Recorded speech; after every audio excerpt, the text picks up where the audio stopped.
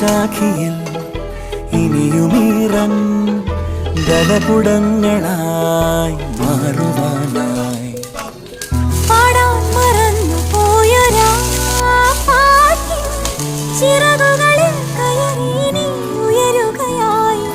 മോഹിച്ചും ലാളിച്ചും നീ മണ്ണിൻ പൂമഞ്ചത്തിൽ ആവോളം പൂങ്കാറ്റെ ചാടിയുറങ്ങും.